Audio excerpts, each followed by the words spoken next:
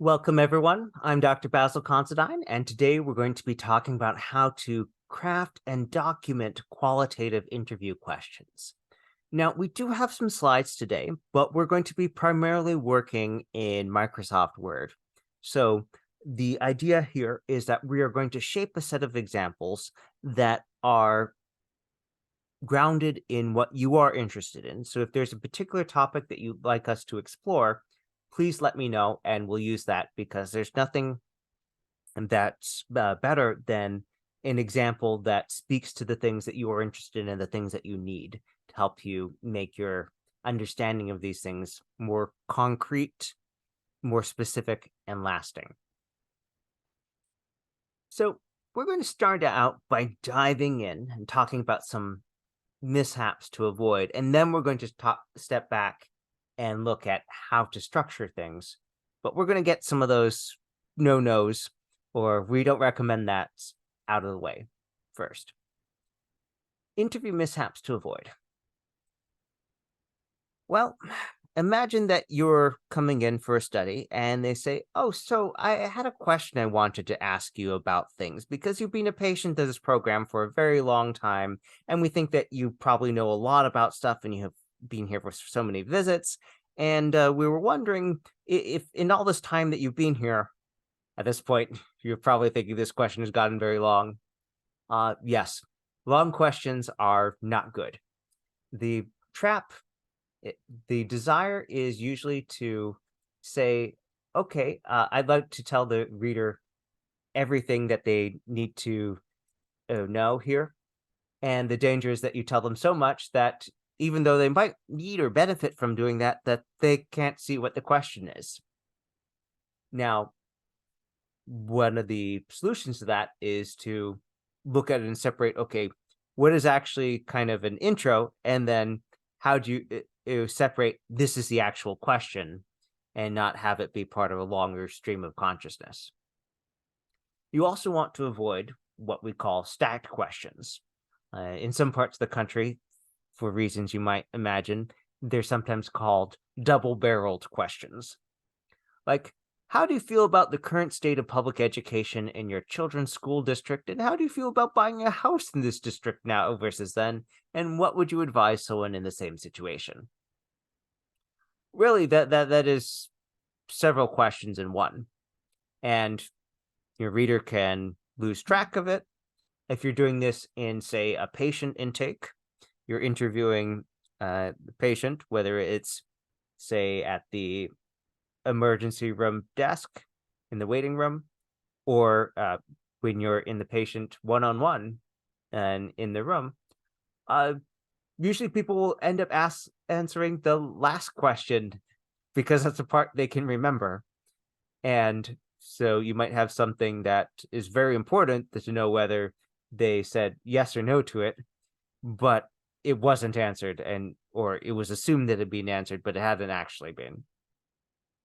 So if we were to take that and break it up into 4 different questions, we have, how do you feel about the current state of public education in your children's school district? And then we have whatever response it is, allow time for that. So how did you feel when you first bought a house in this district? One of the great things about breaking that up is that you can give that emphasis to help focus them and also indicate what you are trying to get at. How did you feel when you first bought a house in this district? As opposed to the follow-up question, how do you feel now about buying another house in this district? Or what would you tell to, or how would you advise someone who is buying a house in this district today? Now, if we are going through that, we're going to very quickly run into some other mishaps that you might encounter, like leading questions. Now, don't get me wrong. There are many places where for pedagogical compliance or other things, you want to ask someone a leading question. So I recall a situation where someone suggested doing something with employee benefits, And I said, "Oh, I'm you don't mean to do that, right? I'm sure you must have misheard you, because if you were to do that, that would be illegal." And they said, "Oh, no, of course he didn't mean to do that. Hold on one moment. Let me check my notes." And so there are times we want to give someone a nudge, and the polite, the non-confrontational thing is to uh, ask a leading question. In some journalism, this happens all the time when I turn on National Public Radio, people will ask leading questions because they're looking for something to confirm a point of view they've already formed. This would be like, say, I'm interviewing someone after a hurricane and say, "Oh, it's truly terrible, isn't it?" They say, "Yes, it's terrible. My house blew down." Well, in that case, the goal there is to elicit that emotional response, because that is something they're trying to capture for the radio programming. Now, it's more of an issue if it's something where you are leading them on and it's changing what they say, and the goal of your research, of your interview, is to find out what people actually believe. So if I were to have bring someone in for a promotional interview, to determine whether they get a pay raise and a new rank or not, and the questioning went something along these lines, like, now, of course, if you were to have an employee who would come in with a complaint, you would, of course, take this complaint very seriously, wouldn't you? This is setting the person up to believe that if they were to state whatever their thought was, that if it was different from that, that they might be judged. That's not a good sort of leading question to do when your goal is to find out what people actually believe. Bias questions, I don't think we'll have to think terribly far, since we're approaching another election enough that we're having presidential debates and stuff. Should think of all sorts of questions that people ask that can be showing some of their own biases, or that are slanting us. And one of the classic is, "Oh, so and so, great person or the greatest?" And with only those two choices, that's kind of shaping what's coming in a way that is quite biased, and again, not great for accuracy. You also want to avoid questions that might make your participants want to leave.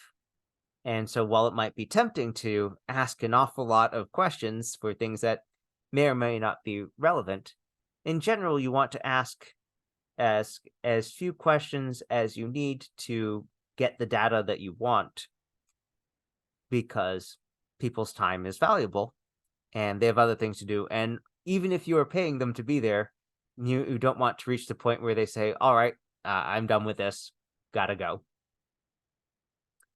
Uh, as an example, uh, if there's a question that seems entirely irrelevant, like, for example, if you are interviewing someone about, let's say, Consumer Reports on their car, and you start asking questions about a topic that they feel is private, like, so what would you say is your worst moment?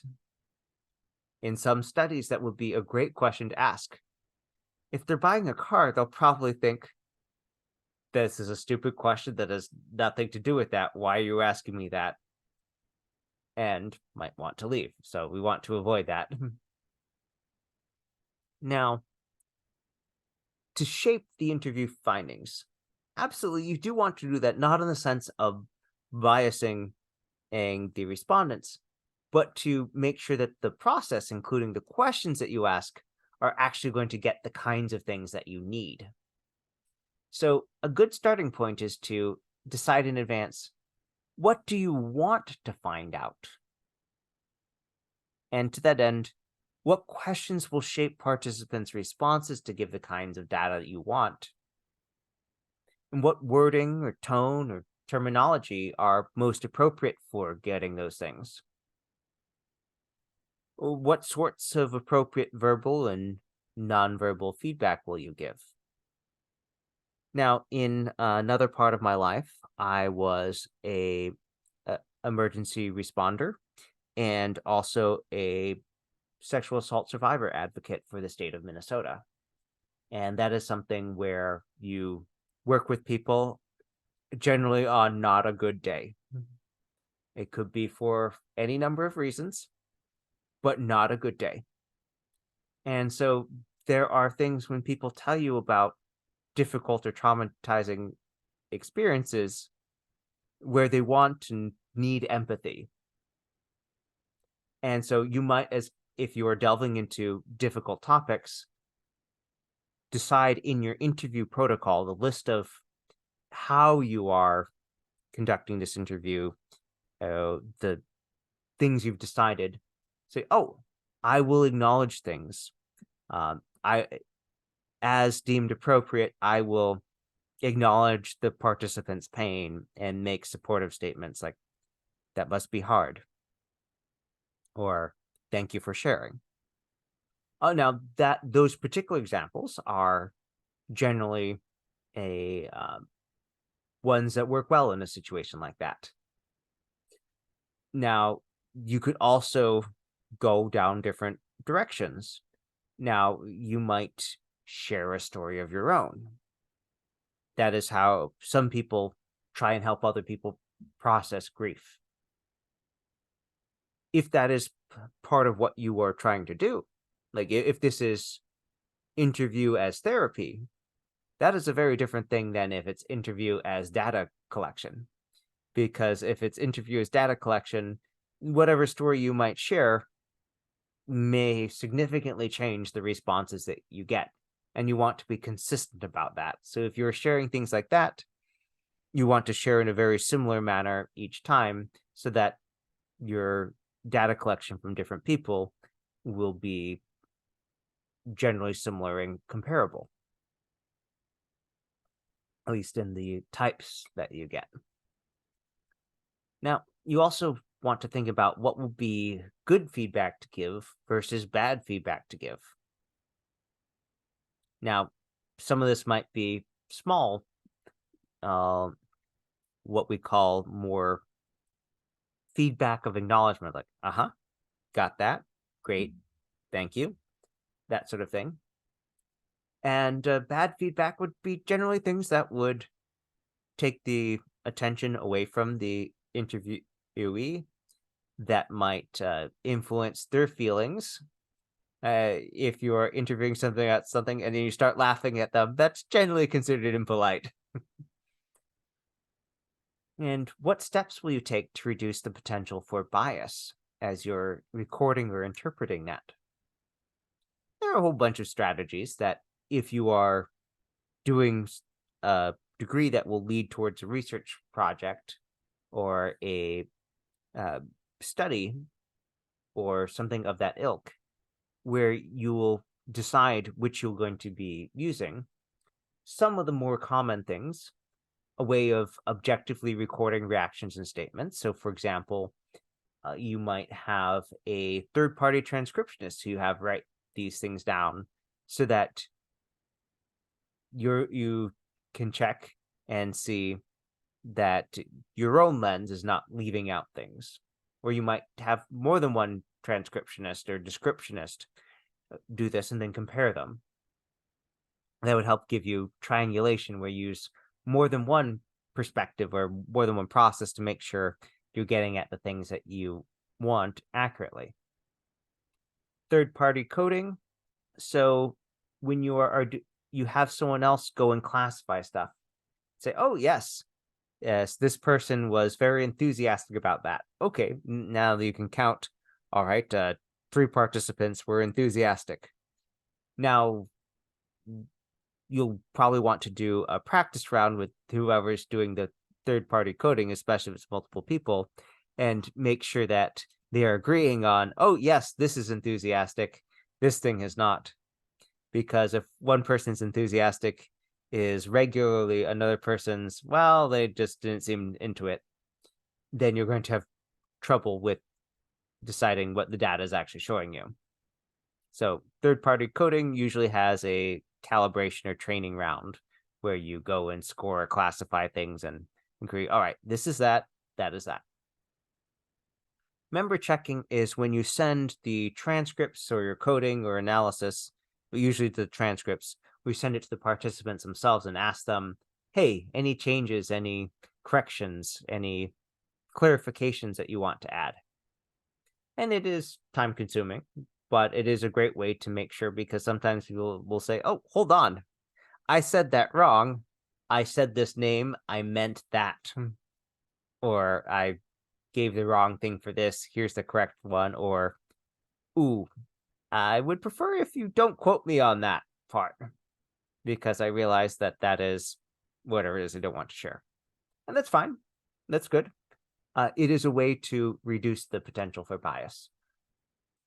All right. So what we're going to do next is we are going to go ahead and pull something from a class. And for the sake of the example today, we're going to go ahead and we're going to look at a class that comes from our healthcare administration program. So one moment as I pull that up.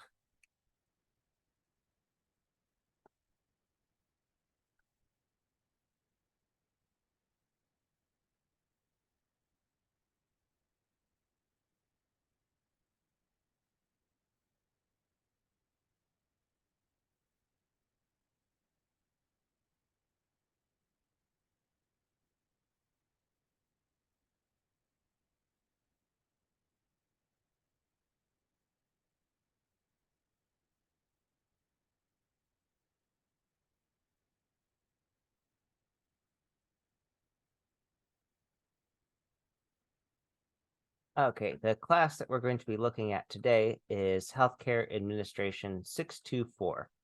So this is the Health Services Administration and Leadership course here.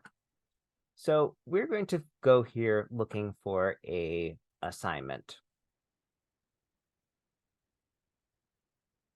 Now, in this particular case, we're going to peek at this question here, organizational structure and relationships. So the question is, if you're interviewing someone, how would you collect this kind of information? Let's say you're not looking at this for yourself, but you're asking other people to determine and document. And I will say that organizational researchers often find that the different people in the organization may chart out different relationships than may officially exist, whether because something has changed, whether they understand things differently than others. And so this is not just a exercise in recreating something. It's often a way of developing an understanding of something. And how are you going to determine that? Well, you're probably going to ask people involved. So let's look at this task here.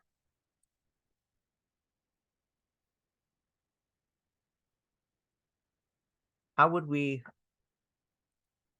codify all these things? I'm just going to go ahead and add a space between each of these. You'll see why in a moment. So often when people are starting with creating a questionnaire, they have a list of things that they need to get. And so that's how we've arranged this.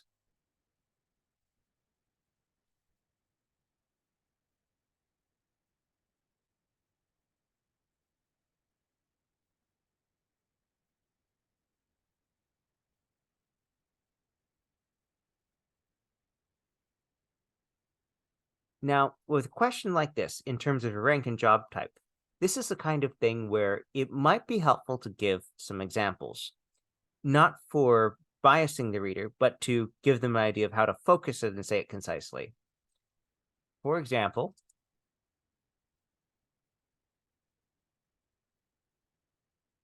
you consider yourself part of the administrative staff, management, executive leadership, etc. And so this gives them a set of categories that they may or may not choose to use, but that also helps you classify these things later. Because if you have people consistently using these categories, then you're not spending time looking and saying, okay, so floor manager, where does that fit into things? Now, for this next one, describe your reporting relationships. Okay, we can break that into a set of questions. And who do you report to? What is their job title? Who are your direct reports, if any? Who are your indirect reports, if any? Now, this is preparing a set of questions, and that is one way of controlling things. In an interview, you can have a structured interview where you are preparing the questions and prompts in advance. You can have semi-structured where you're preparing some and then you can ask follow-up questions. And then you can have unstructured where you just go in there. And in almost all circumstances, unstructured is not a good idea, unless your goal is to build a relationship, in which case it certainly has its purposes. But usually you're going to be interviewing not one person, but a set of people. And so you want to look at them. So there's some degree of establishing at least some of the questions in advance that is helpful for consistency and to make sure you get the things you want.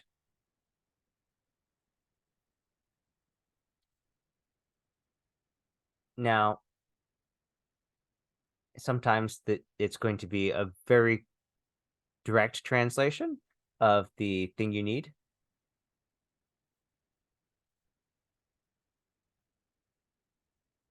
Now, if you say describe the strengths of the organizational structure as well as the opportunities, that's really stacking two different questions.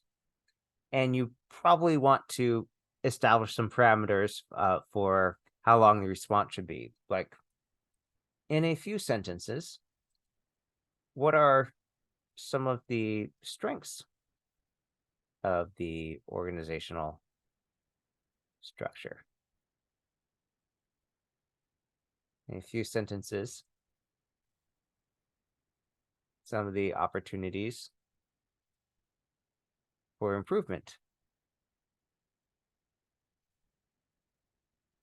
Now, I was talking with an administrative friend at a hospital in my metro area, and she was talking about how she had been moved into multiple leadership positions in different departments, and that if they were able to consolidate the budgets, who was doing the same work for leading those groups, but that the budget part was consolidated, so there was only one pool of money to work with that you could allocate freely, that would be much easier. But instead, there was 3 times the reporting, 3 times the budget reconciliation, a lot of things where some funds were encumbered, some weren't.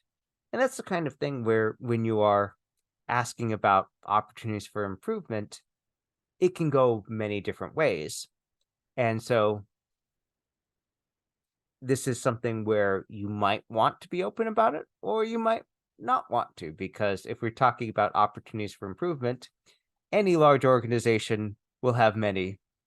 And for example, if we're talking about improving the emergency department experience, and it's for patients, if we were building a new hospital, it would be very different than if you're stuck with the building that you have. And so, again, you might want to control or channel the conversation by being more or less specific here. Personally, if you ask me, I think that a lot would be gained just by having more opportunities nearby. I've worked at a number of hospitals where all the food shuts down by 7 p.m. and then there aren't even vending machines. Now, the reason there aren't any vending machines is that no one allowed space for them. And so it's kind of hard to fit them in without blocking off access for other stuff. So, not ideal. If we're saying, okay, without doing X, what are some of your actionable suggestions for improvement? And it's just asking, okay, what do you think is doable? And say, well, okay, we don't need to have vending machines here, but it would be nice if you stocked the fridge where we have the free food that we give to people who are waiting. It would be nice if you stock that more than once a week, because sometimes we run out on day 3. Whatever it might be, channel it, because when you're doing these interviews, usually you'll have an average time that you want to meet, and you don't want things to go too long or too short, so that you're getting consistent amounts of data within reason. So if we're going through this, talking through the matrix reporting relationships, we don't need to go through that one, but this question about informal relationships and their effectiveness, just like with this one here, we probably want to split that into 2, maybe 3 questions. Okay, so we've been talking about interview questions, but let's take a step back and ask, what is the overall goal? Because this is certainly collecting bits of information and some broad types of information, but what is our goal here? So, for example, are our goals reaccreditation or licensing? Are our goals to do a quality improvement project? Are goals to document the current state? Are our goals to understand and share something? And there are purposes of that.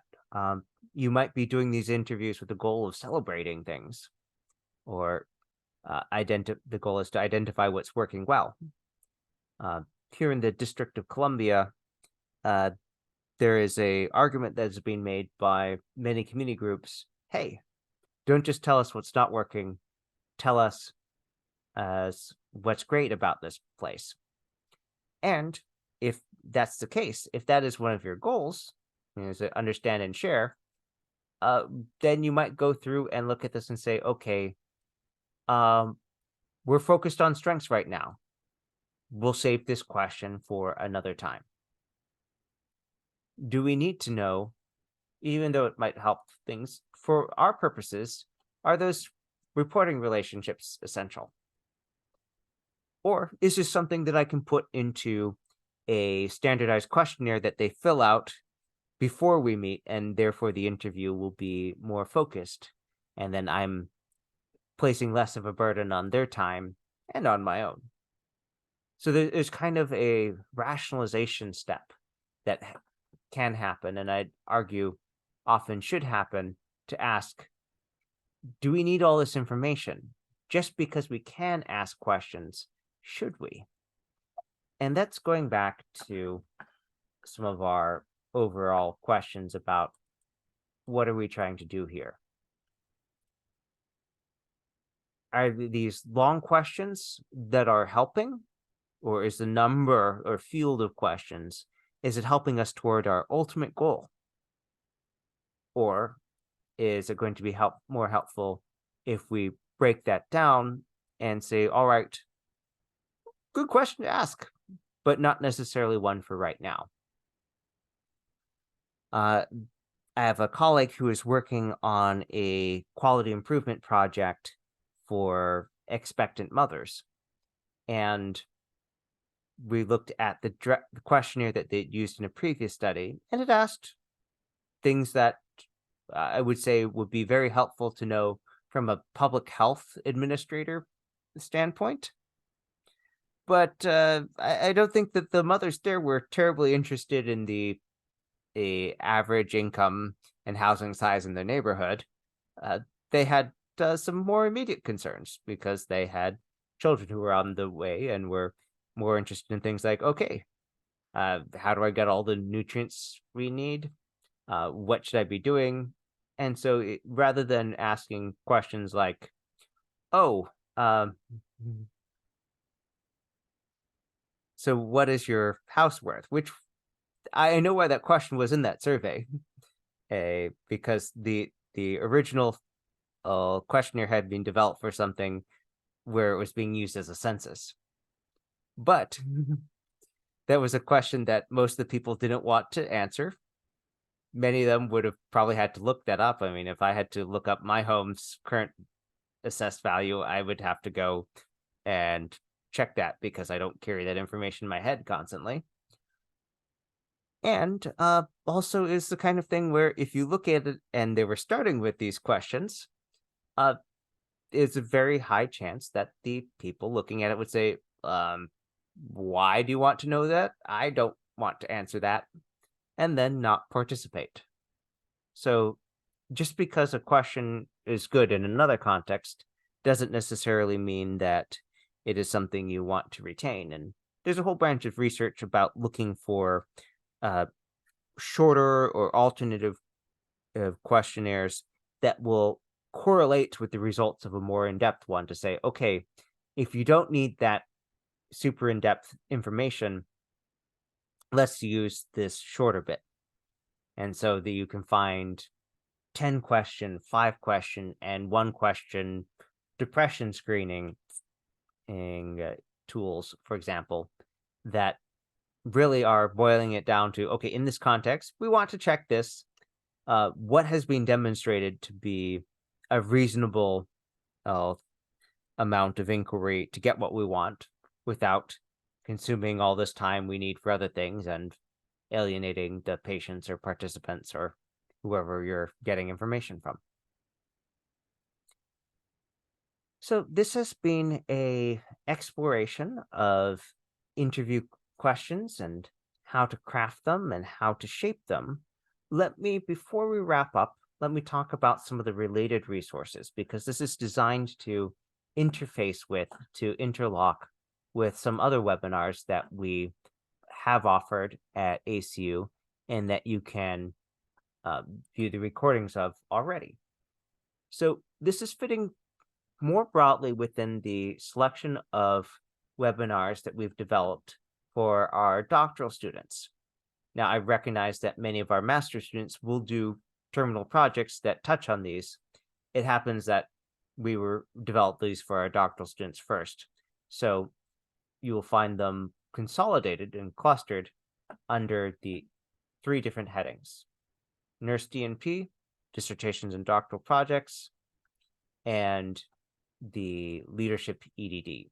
So this is for our Doctor of Education and Education Leadership program, Doctor of Nursing Practice, and this is for things that are common to both of them. So for example, if you are working your way towards the interview questions, but you're more focused on, okay, what are the things I'm trying to answer? Like, why am I doing those? You might want to take a look at our research questions webinar. And now, if you are trying to figure out, okay, how have people investigated this issue before and what kind of questions did they ask, then that's probably something that will put you in the realm of, oh, literature reviews. Because one of the purposes of a literature review is to find out what has and hasn't been investigated before and how was it investigated. And even if you're creating your own questionnaire, or it's helpful to know what other people have added. And these days, these are almost always, the interview questionnaires are almost always included in the write-up, whether it's a journal article or a book or a doctoral dissertation or project. You'll see that there's also session about how to align your research questions with other important elements like your problem statement or purpose statement. Some webinars about the methodologies? Are we dealing with things that are counted and therefore might be something we want to do in a survey that people fill out rather than we ask questions and analyze the responses is and try and code these things that they said in sentences into themes or other ways of understanding that. And finally, a I would say when you are collecting information, you should always have a plan for what you're going to do with that. And so some of that might be just starting and saying, all right, I'm going to look and see what other people did with this kind of information and pick some of those for what to do. It could be something where your goal is to look for trends or patterns, statistical correlations, in which case you might want to go ahead and look at, for example, one of our webinars on statistics, where we look at common errors, some of the ways you might be presenting the data, and how to interpret that and see, okay, what exactly did they mean by this? What is a mean here? What do they mean by confidence interval? And so we have webinars on that. And I would encourage you, if there's something that you're interested in and you're not sure if we have it, send us an email at onlinewritingcenter@acu.edu, and we're happy to look into that for you and send us our recommendations. And sometimes we'll just create new things because we say, that looks like something else that would be useful to a group. So we'll go ahead and make that and send it to you. So please, if you think it would be helpful, ask, and we'll go from there. So thank you for joining this evening. I'm going to go ahead and stop the recording now.